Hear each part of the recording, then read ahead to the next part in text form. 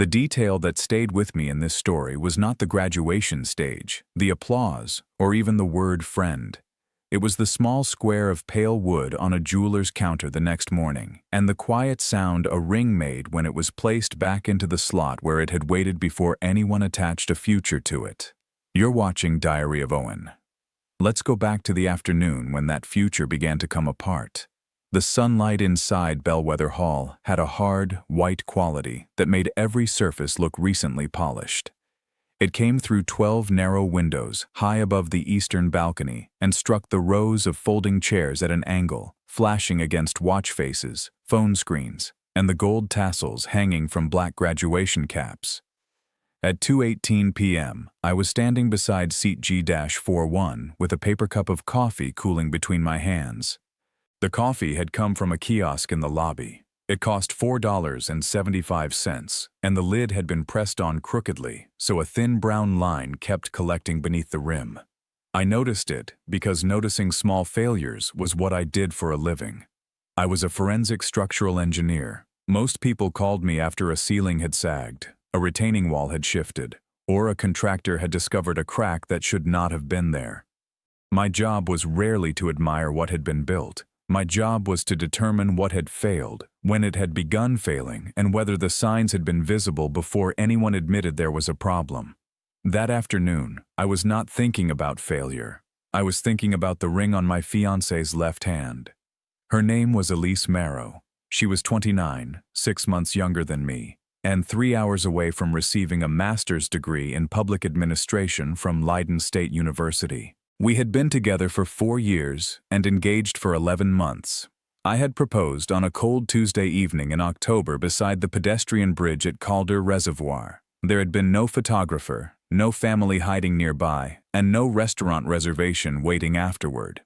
Elise had once told me that public proposals made her feel trapped on behalf of the person being asked, so I had chosen a place where the only witnesses were 3 ducks and a groundskeeper locking the southern gate. The ring was a narrow platinum band with an oval sapphire at the center and 2 small diamonds set low against it. Elise did not like tall settings that caught on sweaters. She did not like clear stones large enough to invite conversation. She wanted something dark blue, simple, and difficult to lose. I had spent 6 weeks finding it. The final price had been $5,840, including the resizing and a protection plan the jeweler had described as excessive until I told him what I did for work. Elise had laughed when I explained the plan to her. She said I was the only man she knew who could turn romance into a maintenance schedule. I told her maintenance was romantic if you intended something to last. At Bellwether Hall, the chair beside mine was empty because Elise's mother had gone to find a better angle for photographs. Her father was 2 rows ahead, leaning into the aisle to speak with an alumnus he recognized from the University Foundation Board. I had met Elise's parents, Martin and Celia, dozens of times. I had helped Martin replace the rotted landing behind their house. I had driven Celia to an outpatient procedure when Elise had an exam she could not reschedule. I had spent 2 Christmas mornings in their kitchen and knew which drawer held the good carving knife. Still, there were parts of Elise's life at Leiden State that I had only seen through a screen. Her program was designed for working professionals, but it had become more than coursework to her. It was where she had found a new vocabulary for ambition. She spoke about stakeholder alignment, institutional influence, and public-facing leadership with an energy I had not heard when she worked at the municipal permitting office. In the first year of her degree, that energy drew me closer. I liked watching her become more certain. I took over most of the grocery shopping during final weeks. I reviewed her presentations, not for policy content, but for pacing and structure. On nights when she had class until 9:20, I drove 28 minutes from our apartment to campus, so she would not have to wait alone at the transit shelter. By the final semester, things had changed in ways I noticed but did not yet understand. Her cohort began meeting outside class more often. There were Thursday dinners, Saturday workshops, and Sunday morning coffee sessions that appeared on the calendar with little explanation. She bought 2 new suits in January, charcoal and navy, and began leaving a garment steamer beside the bedroom dresser. None of this troubled me by itself.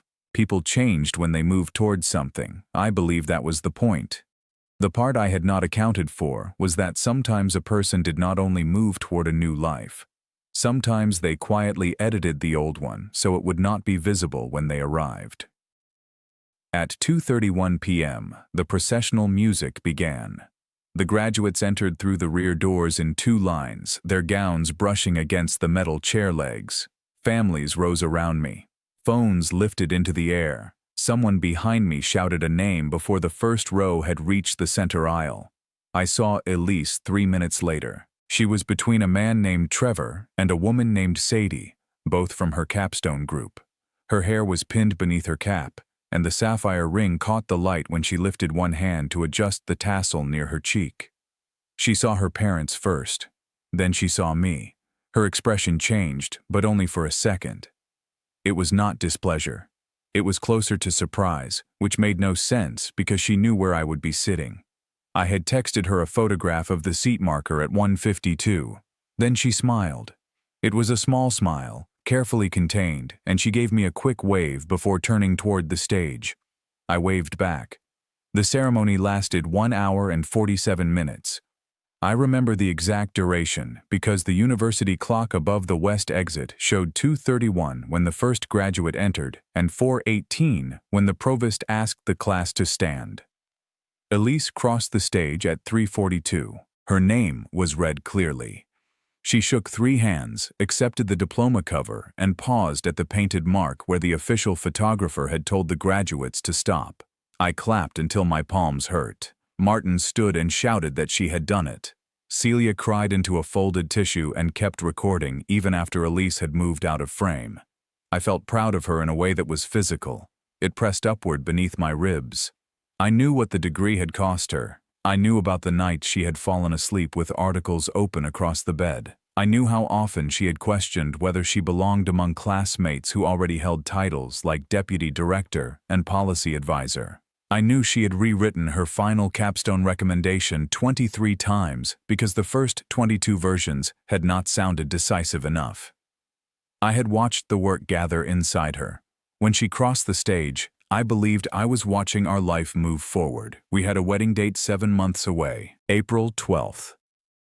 We had paid deposits to a florist, a photographer, and a converted mill called Northvale House. The guest list had reached 86.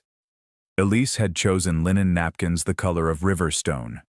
I had signed a contract for a string quartet because her grandmother could no longer dance but still loved live music. We had also been looking at houses. Not casually. I had spreadsheets. There were 14 properties in the current file, each rated for commute time, drainage, roof age, foundation condition, and the likelihood that the kitchen renovation would become a 3-year argument.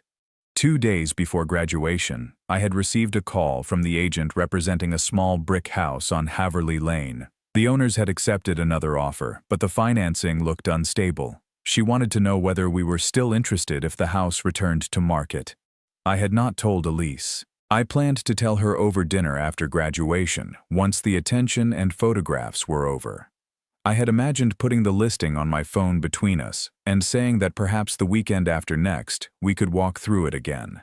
The house had a narrow office facing east for Elise and a detached workshop I could convert for drafting and report review. There was a maple tree in the backyard. Elise had stood beneath it during our first viewing and said she could see a table there. I had seen one too. After the ceremony, the crowd poured out of Bellwether Hall and onto Doran Quad. The heat outside surprised everyone.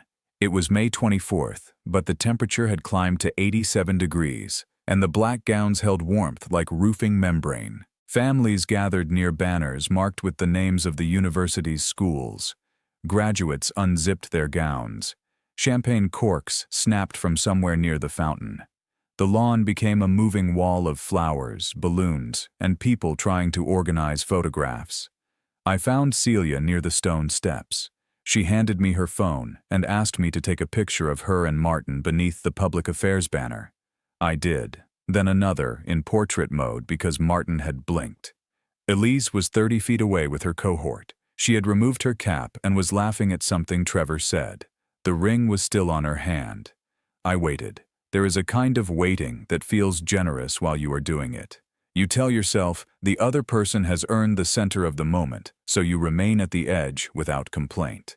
At 4:36, Elise came toward us. Celia wrapped both arms around her. Martin kissed her forehead.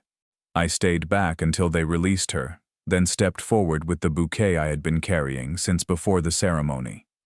It held 12 white ranunculus flowers, 5 blue delphiniums, and eucalyptus tied with a gray ribbon. Elise looked down at them and smiled. She said they were beautiful. I told her she had earned more than flowers. She leaned in and kissed my cheek, not my mouth.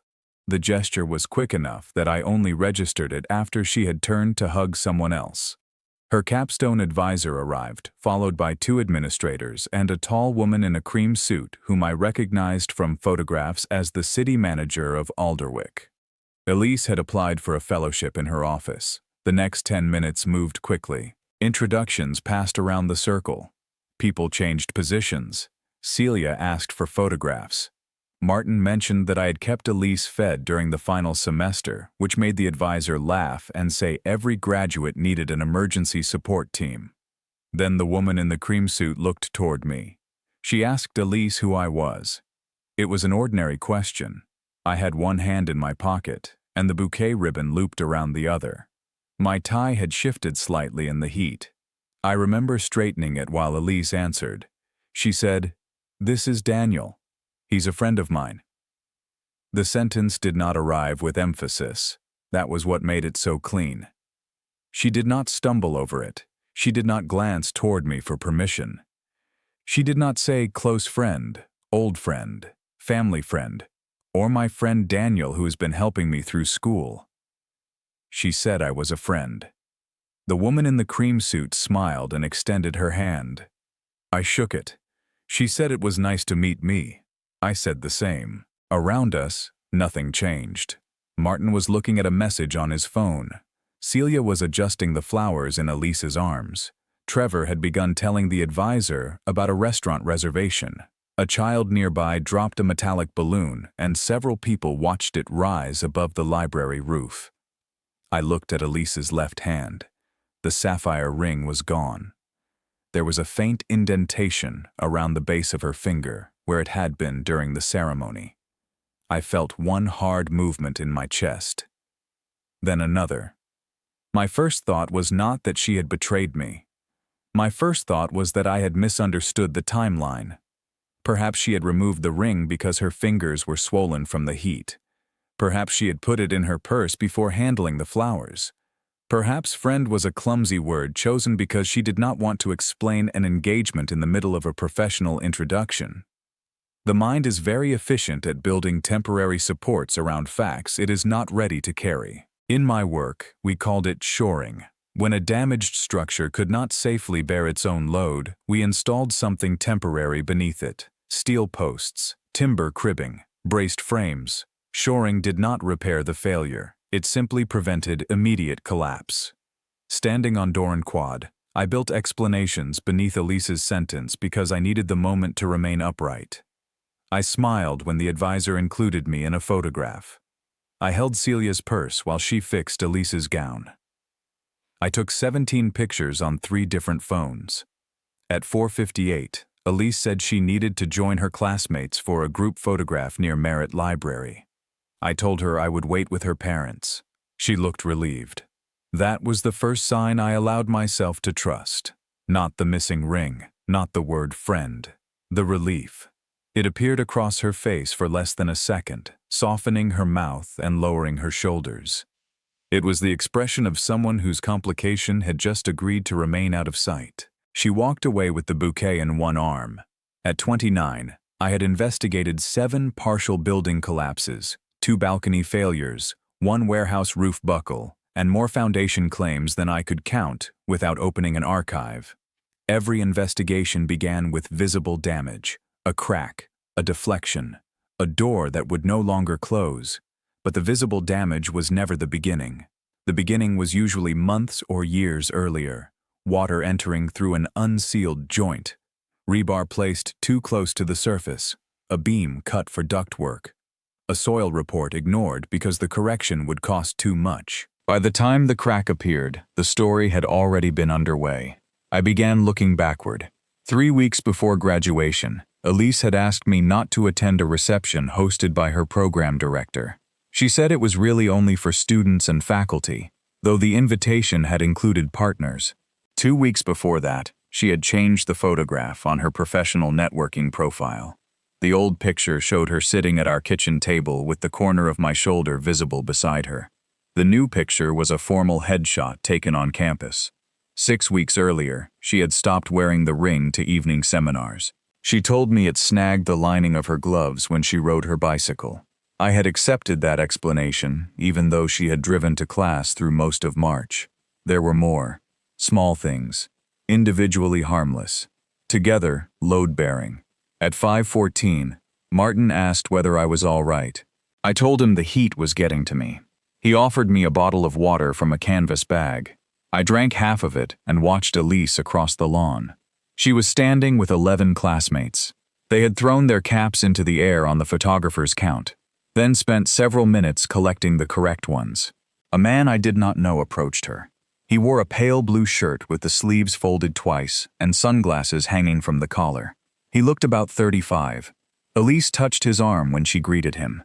Not intimately, not enough to justify a conclusion, but familiarly. He remained beside her while the group reorganized.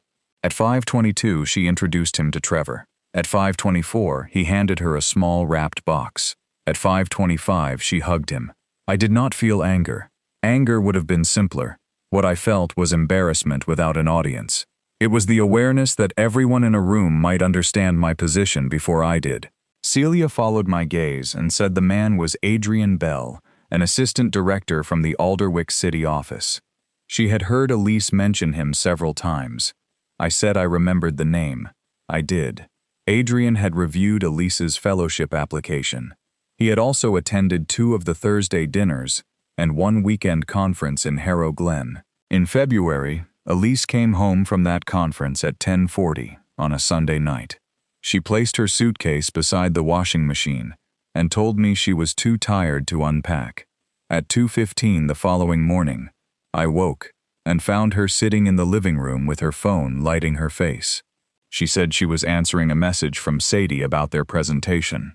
I believed her, or perhaps I had decided belief was the least expensive option. At 5:31, Elise returned. Adrian came with her.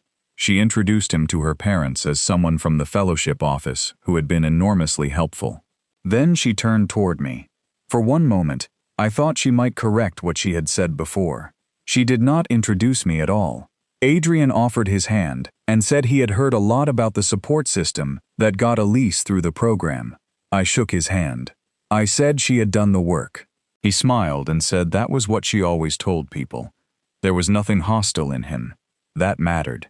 I studied his face and saw no triumph, no guarded recognition, no sign that he knew I was engaged to the woman standing between us. He seemed sincere. That removed one temporary support from beneath the situation. If Adrian did not know, then Elise had not only reduced me in front of him, she had removed me before I arrived. At 5:39, she said the cohort was walking to Sable and Finch for drinks before dinner. Celia reminded her we had reservations at 7. Elise said she knew and would meet us there. Martin asked whether Daniel was going with the group. Elise looked at me. She said I probably would not enjoy it because it would be mostly program talk. I told her she was right. I said I would see her at dinner. Again, relief. This time I did not look away from it. She kissed my cheek once more and left with Adrian, Trevor, and 6 others. Her parents and I stood near the fountain while the crowd thinned. At 5:52, Celia asked where Elise's ring was. The question was quiet. Martin looked up. I said I did not know. Celia's face changed in a way that told me she had noticed more than she had said. She reached into her purse as though searching for something, then stopped. She said perhaps Elise had put it away because of the heat. I said perhaps she had. Martin asked whether something had happened between us. I told him no. That was not entirely a lie. Nothing had happened between us. Something had happened around me, carefully arranged so that I would not be visible inside it. We walked to the parking structure together. My car was on level 3, space 118. Their vehicle was one row over. At 6:07, after they drove away, I sat behind the steering wheel and placed both hands at 10 and 2, though the engine was not running. The interior temperature displayed 93 degrees. I lowered the windows. From the pedestrian bridge behind me came the rhythmic clatter of graduates crossing toward downtown. Their voices echoed against the concrete levels. I took out my phone and opened the text thread with Elise.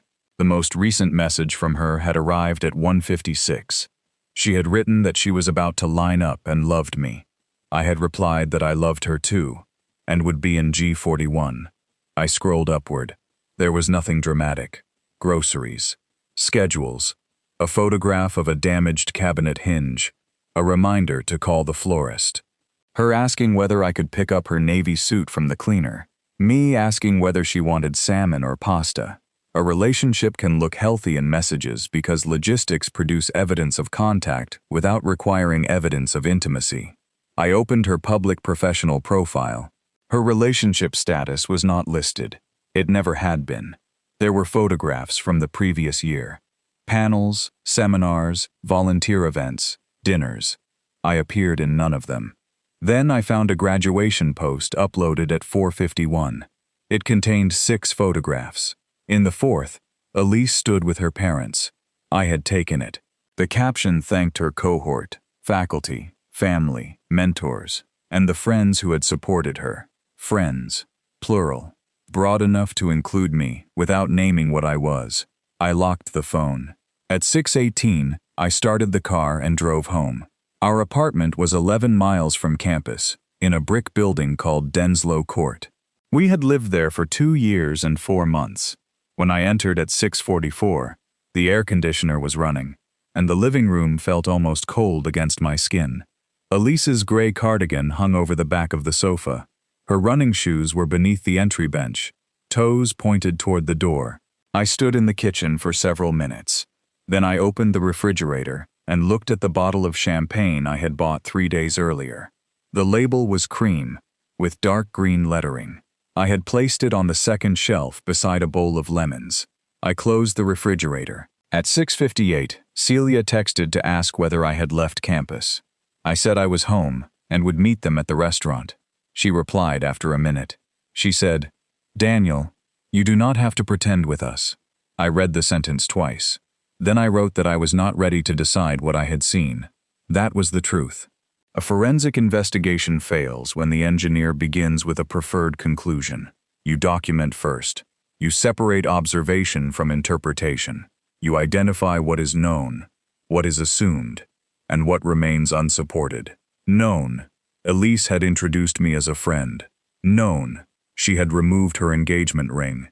Known. Adrian did not appear to know we were engaged. Known. Elise had discouraged me from attending events where her professional circle would be present. Assumed she was having an affair. Unsupported. Assumed she intended to leave me. Unsupported. Assumed the word friend had been accidental. Possible but inconsistent with the missing ring. At 7 o'clock, I went to our bedroom. Elise's jewelry case sat on the dresser. It was a rectangular box covered in green fabric, with 2 small brass hinges. I opened it. The ring was not there. I checked the ceramic dish beside the sink. Nothing. I did not search her drawers or bags. There are lines people cross in pain that they later try to rename as necessity. I did not want to become someone who excavated another person's private things in search of a conclusion already standing in daylight. At 7:16, I left for dinner. The restaurant, Arden Row, occupied the ground floor of a converted post office near campus. The private room was at the back, behind a sliding oak door. I arrived at 7:28. Elise arrived at 7:51. She entered with flushed cheeks, carrying the bouquet and the wrapped box Adrian had given her. The ring was back on her hand. That detail hurt more than its absence. It meant she had not forgotten it. She had managed it. Removed for one audience, restored for another. When she saw me, she paused. Then she came to my side and touched my shoulder. She said the drinks had run longer than expected. I told her it was fine. She studied my face. She asked whether I was upset. I said we should celebrate her graduation. The dinner lasted 2 hours and 9 minutes. There were 8 of us. Elise, her parents, her younger brother Nolan, Nolan's wife, her grandmother, and me. I sat beside Elise. She talked about the ceremony, her advisor, and the fellowship. She opened Adrian's gift, a black fountain pen engraved with her initials. She said everyone in the office used that model because it did not leak during site visits. No one commented on the intimacy of an engraved gift. Perhaps it was not intimate. That was the difficult part. None of the pieces alone required guilt. At 8:36, Martin raised a glass and said he was proud of his daughter for building a life she had chosen, rather than accepting the one that was easiest. Elise looked down at her plate. I watched the sapphire at her finger. At 9:12, her grandmother asked whether she was excited for the wedding. A silence passed across the table so quickly that someone less alert might have missed it. Elise recovered first. She said there was still plenty to organize. Her grandmother laughed and told me not to let her turn the seating chart into a policy summit. I smiled. I said I would do my best. Beneath the table, Elise's knee moved away from mine. We drove home separately because she had gone to campus with her parents. At 9:54, I entered the apartment. At 10:11, Elise arrived. She placed the bouquet in the sink, filled a glass vase, and began trimming the stems. She worked with her back to me. I sat at the kitchen table. For several minutes, neither of us spoke. The refrigerator compressor switched on. Water moved through the pipes in the wall. Outside, a motorcycle passed on Caro Street and faded toward the intersection. Elise said she knew I was angry. I said I was not angry. She cut another stem. She said I had been distant all evening. I asked why she had introduced me as a friend. The scissors stopped. She remained facing the sink. Then she said the woman she had been speaking to was important to the fellowship, and the moment had felt complicated. I asked what was complicated about the word fiancé. She said I was making it sound worse than it was. I said I was repeating what happened.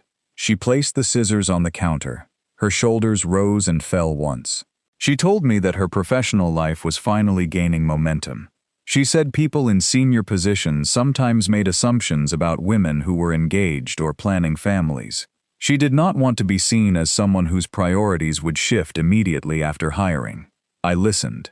It was not an irrational fear.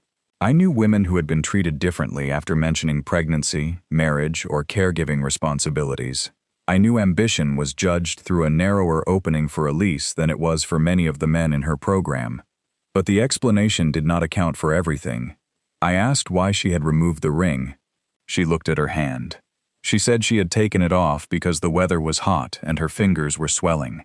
I told her she had put it back on before dinner. She said the swelling had gone down. I asked whether Adrian knew she was engaged. She did not answer. That was the moment the temporary supports failed. Not loudly. There was no dramatic collapse. Only a quiet redistribution of weight as the truth settled where the explanations had been. I asked again.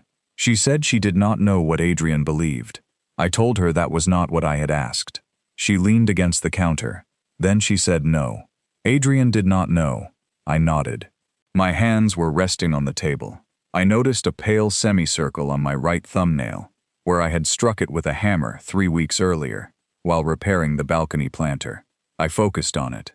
I asked how long she had allowed him not to know. She said it was not like that. I told her I needed her to answer plainly. She said since February. 3 months. During those 3 months, I had attended 2 wedding vendor appointments alone because she had fellowship meetings. I had paid the second Northvale house deposit. I had declined a 6-week assignment in another state because it overlapped with the wedding. I had driven her to the airport for the Harrow Glen conference, where Adrian had also been present. I asked whether anything physical had happened between them. She said no. I believed her. Not because belief was easier, but because her answer came immediately and without preparation. I asked whether she wanted something to happen. She looked toward the dark window above the sink. She said she did not know.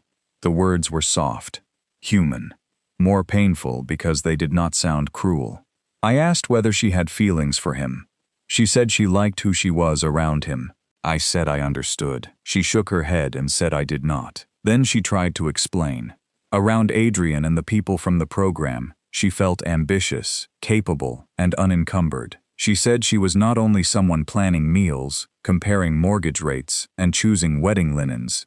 She could imagine a life that moved quickly, a life where she accepted opportunities without checking a shared calendar, a life in which no one already knew the uncertain version of her. I said I had never asked her to become smaller. She said she knew.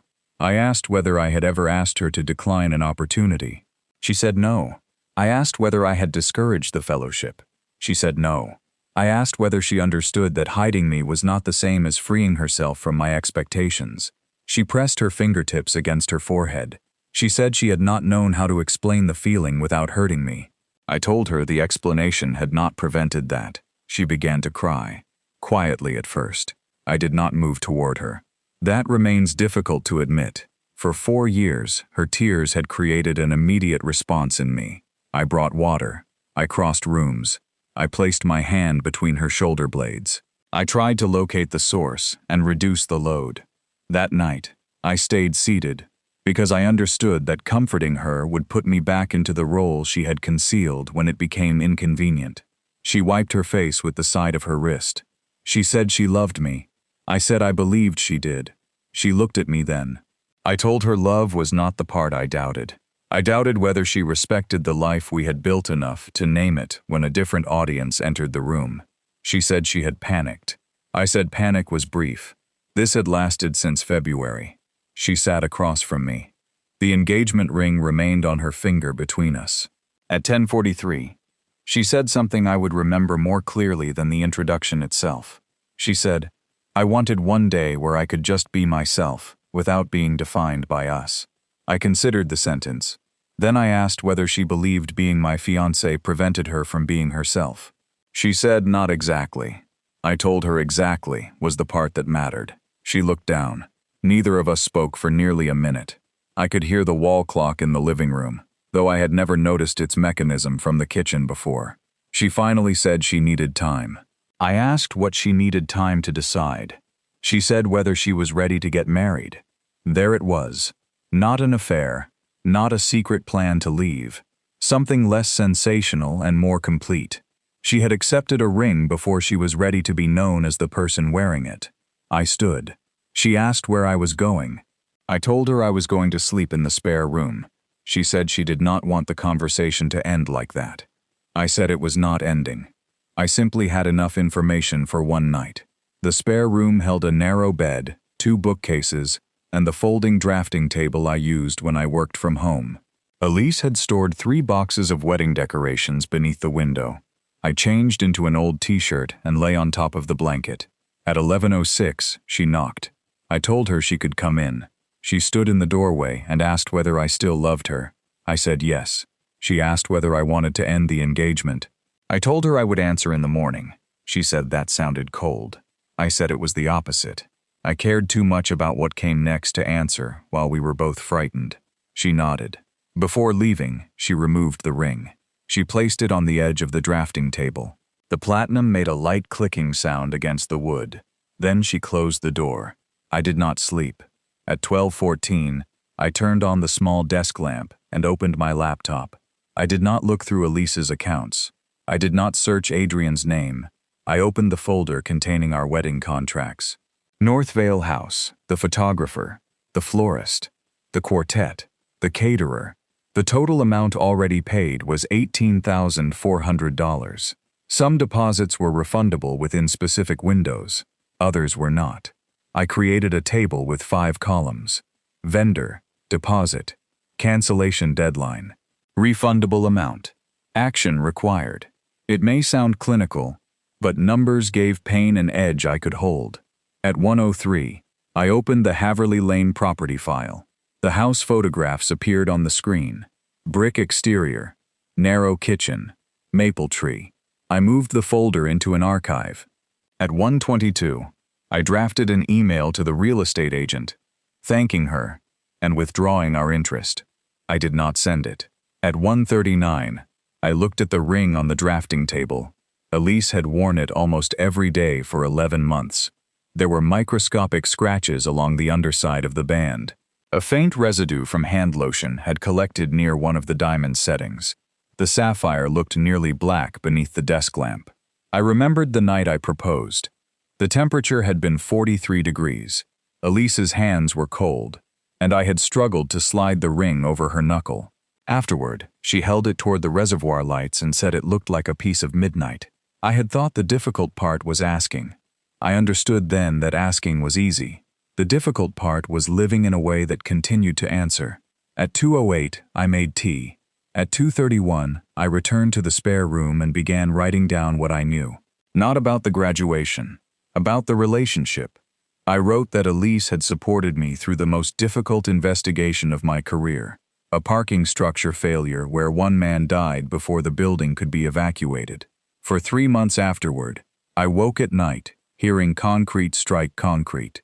She sat with me on the bathroom floor at 3 a.m. and never suggested I should recover faster. I wrote that she had moved cities when my firm offered me a permanent position. I wrote that she remembered my father's birthday after I stopped remembering it myself. I wrote that she could make any waiting room less bleak. I wrote that she was not dishonest by nature.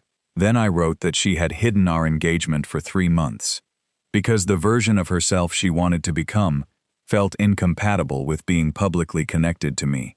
Both sets of facts were true. One did not erase the other. Structural failure is often misunderstood as the moment a building falls. In reality, a structure fails when it can no longer perform the function for which it was designed. A bridge does not need to collapse into water to be considered failed. If it cannot safely carry traffic, it has failed. A marriage had not yet begun between Elise and me, but an engagement had a function. It was a public promise of private commitment. It was the period in which two people prepared to become more accountable to each other, not less visible. By introducing me as a friend, Elise had not merely chosen the wrong word. She had revealed that our engagement only functioned in settings where it cost her nothing. At 3:17, I knew what I would do. I did not feel powerful. I did not feel vindicated. I sat on the floor beside the drafting table and cried into both hands, so quietly that the apartment remained still. The grief came without drama. It was grief for April 12, for the maple tree, for the office facing east, for the children we had discussed in careful, hypothetical language, for the 86 names on a guest list, for the version of Elise who had stood beside Calder Reservoir and said yes, for the version of me who had believed saying yes once was enough to carry two people forward. At 4:02, I washed my face. At 4:18, I placed the ring in a small padded envelope from my desk drawer.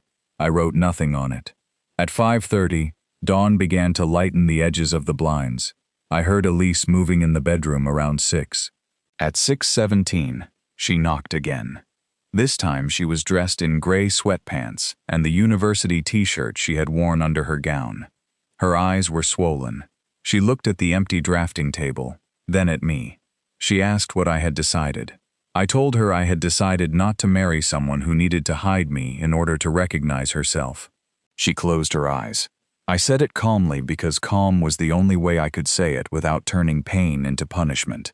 She asked whether we could postpone the wedding instead. I told her postponement was appropriate when two people still agreed on the structure and needed more time to build it. I said we did not agree on what the structure was. She sat on the edge of the bed. She said she had made one terrible mistake.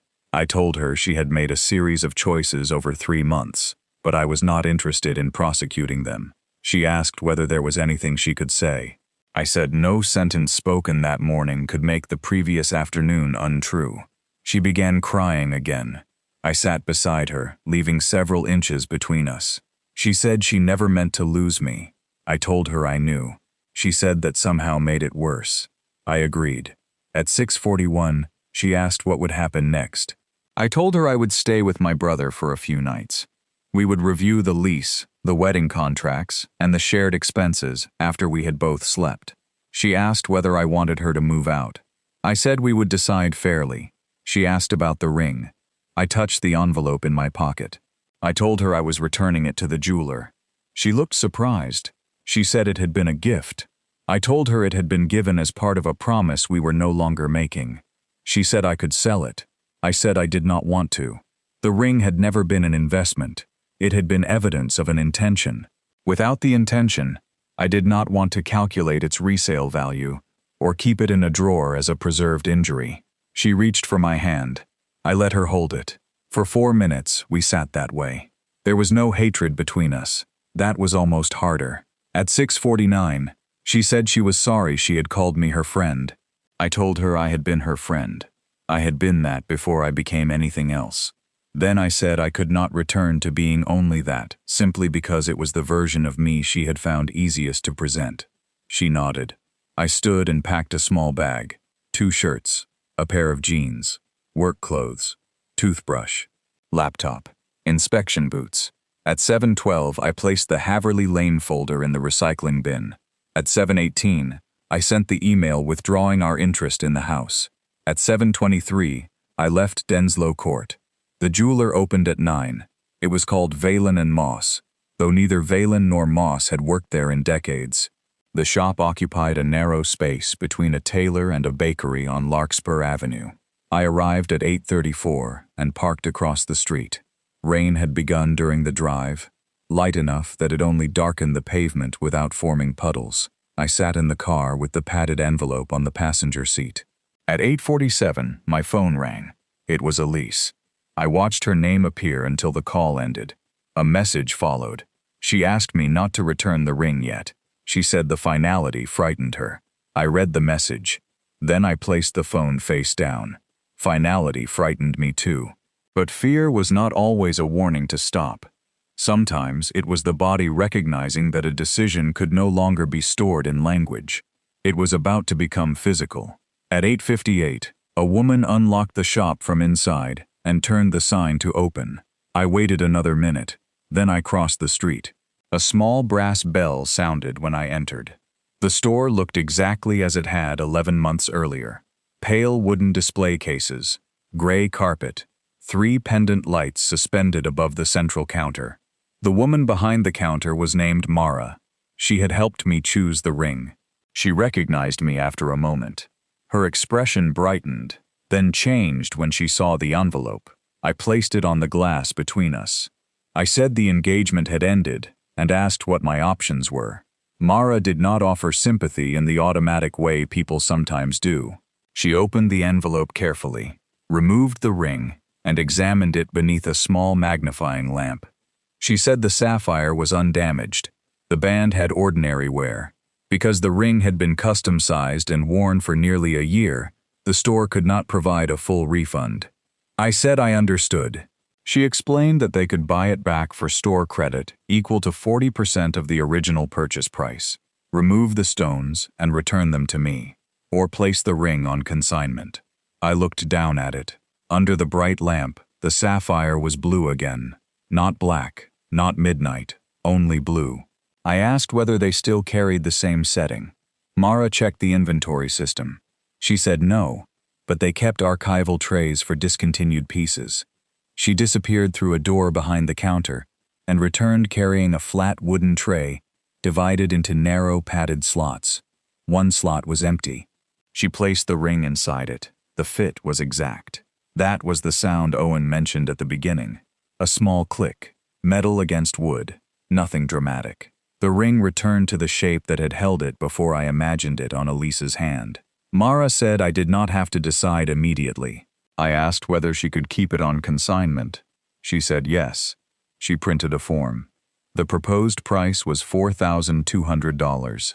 After commission, I would receive $3,276 if it sold.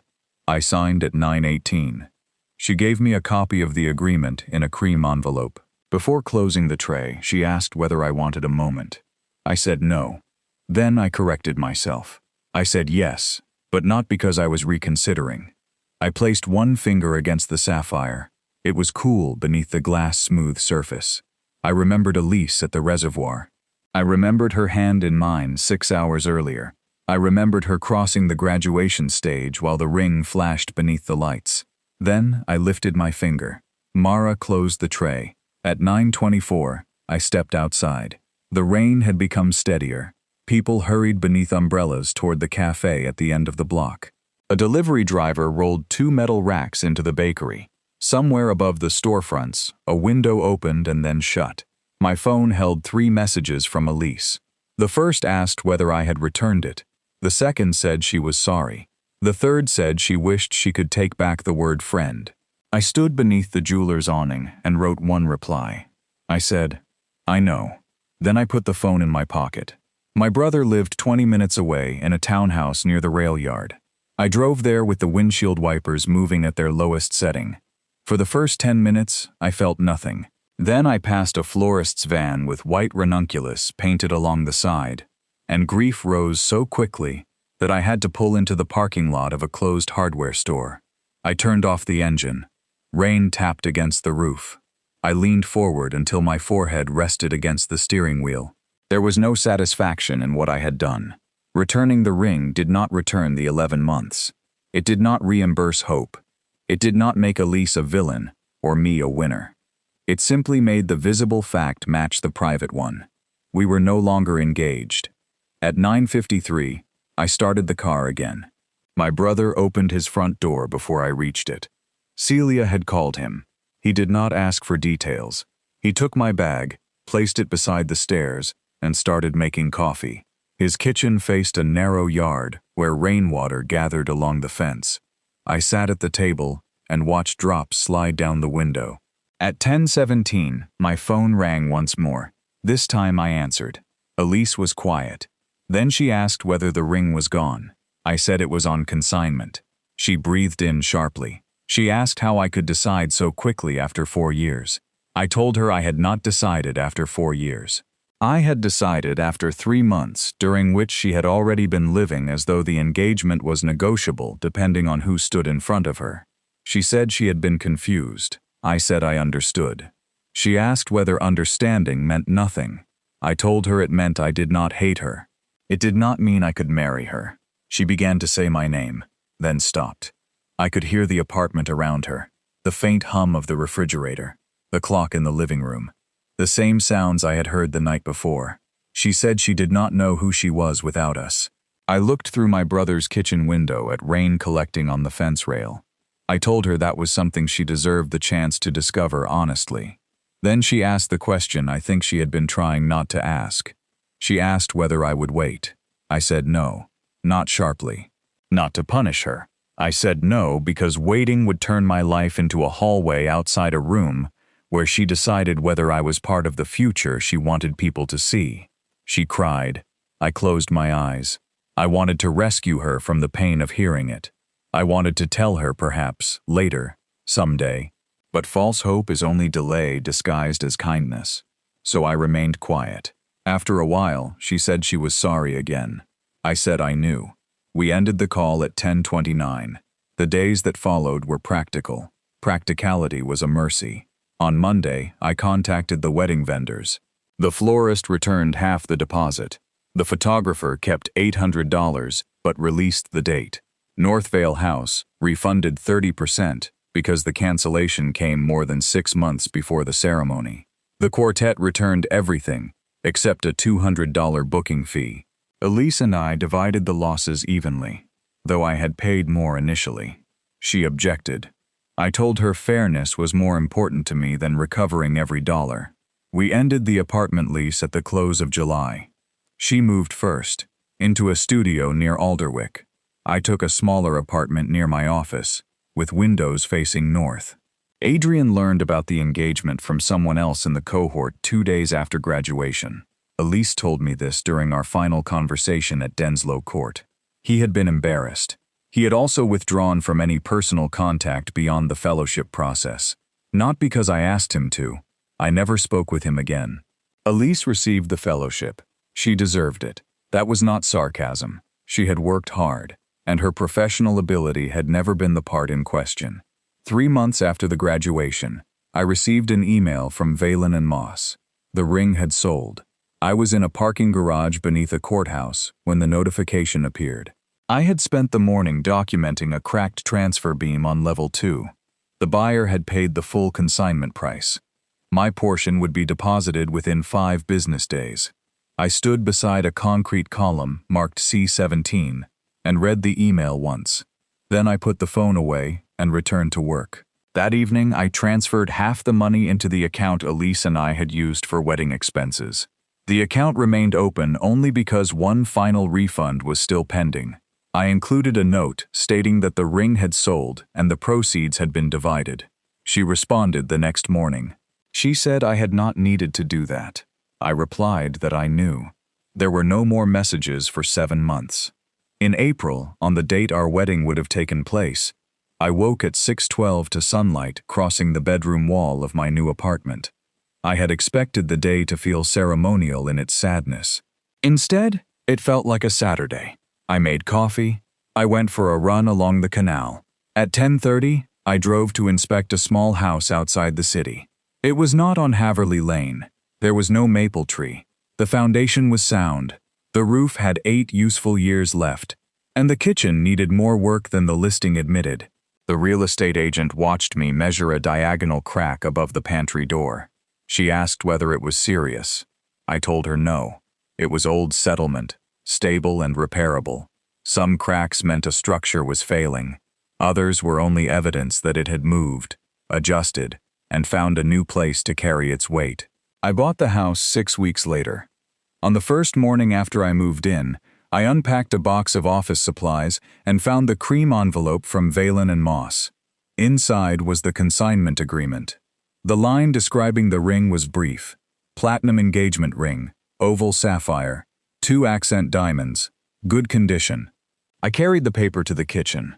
The recycling bin was beneath the counter, still empty except for packing tape and the cardboard sleeve from a coffee cup. I tore the agreement once across the middle, then once more. The pieces fell without sound. Outside, rain from the previous night remained on the grass. The eastern light reached across the bare kitchen floor and stopped at my shoes. My left hand rested on the counter.